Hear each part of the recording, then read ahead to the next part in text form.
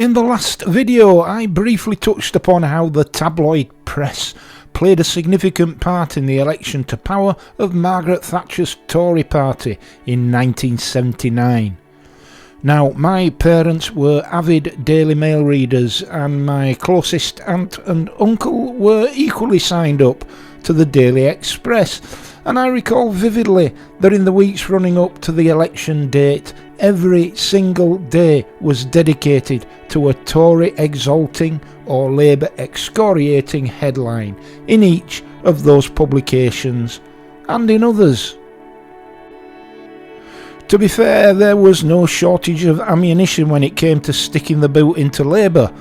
The so-called winter of discontent was still front and centre in the minds of most people, and although that situation would almost certainly have arisen under any government, it happened under Jim Callaghan's watch, and so he was fated to own it.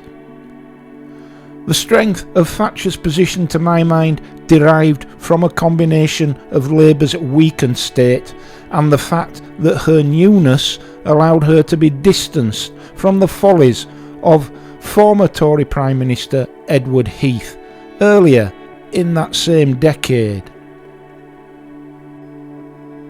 The right-wing media in 1979 were very effective at laying the causes of the winter of discontent wholly at the door of the unions, however, and whilst accepting that union leaders were flexing their political muscles, the widespread industrial action largely came about through a demand for higher wages to offset the raging inflation of the 70s, which itself was caused by the oil price shocks of 73 and 79, the latter being fueled by the Iranian Revolution. The decoupling of the dollar from the gold standard also played its part. Now, none of these things could have been influenced by any government in the UK, but by 1979, James Callaghan and his Chancellor Denis Healey had shown themselves to be suboptimal when it came to the response. The rest, as they say, is history, and the 1979 election result would see Thatcher go on to lead the country for a decade. I think, though, that things had become so bad in the 70s, I remember well my parents struggling to keep up with the relentlessly increasing cost of the weekly shop, that even without the endless intervention of the tabloid media, the result would have been the same, though likely by a smaller margin. Thatcher's third and fourth years in power saw respectively her victory over the real army of General Galtieri and the metaphoric army of Arthur Scargill. For the former she could rightly claim praise, and for the latter rightly claim nothing. Although at the time there were a few who saw some sort of distorted equivalence between the two events, they were in reality political opposites in terms of outcome. The Falklands Campaign marked the successful defence of British territory against a determined aggressor, whereas the miners' dispute marked the first instalment of the ultimately successful campaign to cripple British industry in favour of financial services.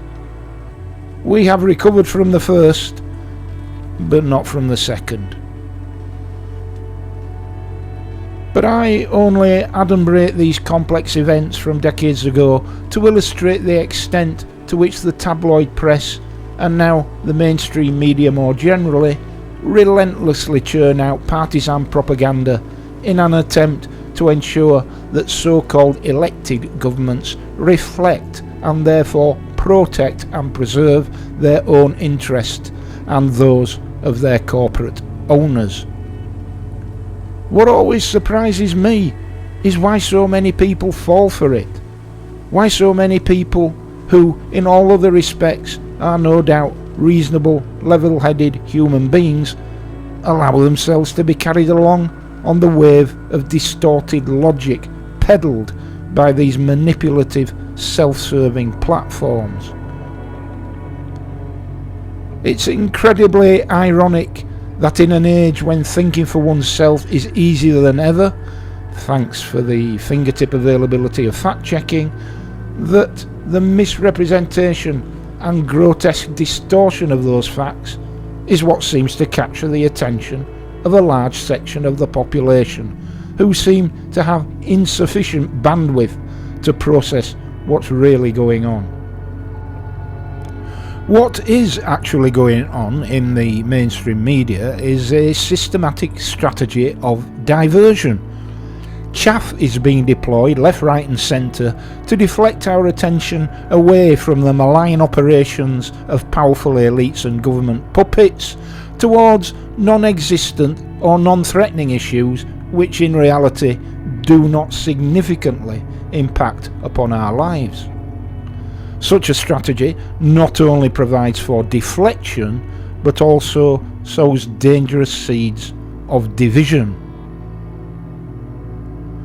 The more time we spend hating each other, the less time we have to realise that we are being screwed by the state and the super rich. This process of deflection and division is bringing out the worst in us. We are being encouraged to hate people we have no business hating, so that the other injustices perpetrated upon us go unnoticed. The recent events concerning the appalling conduct of both royals and politicians are just a tiny, inadvertent insight into a world which is bigger, murkier and more interconnected than can be imagined. Will the veil slip further? I certainly hope so, but one thing is certain: the oligarchy-owned media will stop at nothing to distract and deceive you in order to protect themselves. They are fomenting hatred. Don't believe them. Don't trust them. Don't pay them. Don't read them. Don't listen to them. Don't be fooled. Don't be gullible. Think for yourself, and thereby keep your dignity and self-respect. Not many years ago I was approached out of the blue at a cafe whilst out on my motorcycle. This person declared himself to be a subscriber to my Bingley Wheeler channel and enthusiastically requested the obligatory selfie, which of course I obliged. That same day I received a friend request on the Bingley Wheeler Facebook page from the same person, and of course accepted. However, over the next few days a number of posts from this person appeared in my feed, the content of which I can only describe as extreme, and I mean extreme. Labelling as lice a group of people which actually included members of my own family. Well, we all know how lice are dealt with, and his message was both clear and chilling. I made my feelings known to him, and he responded via messenger stating he was unfriending and unsubscribing. Well, you saved me a job there then, pal. Of course, I've come across many examples of extreme views and behaviour over the years, many of them as bad as and occasionally worse than this one, but I never had occasion to believe for 1 second that they might have felt some allegiance with me. On the contrary. But when such evil emanates from a source which once, however briefly, seemed to express some affinity with me, well, that left me feeling frankly sick.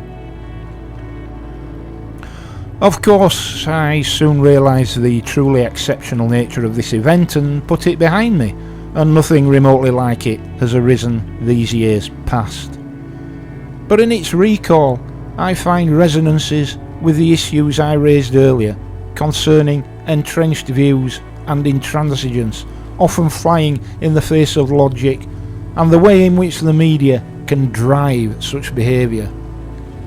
It's a far more interconnected world than we sometimes give it credit for, and often the most incongruous events share common themes. I've always believed, and always will, that it doesn't matter what you look like, what you believe, or where you come from, as long as you're a good person and not a bad one. And if you're a bad person, it doesn't matter what you look like, what you believe, or where you come from. You're still just a bad person.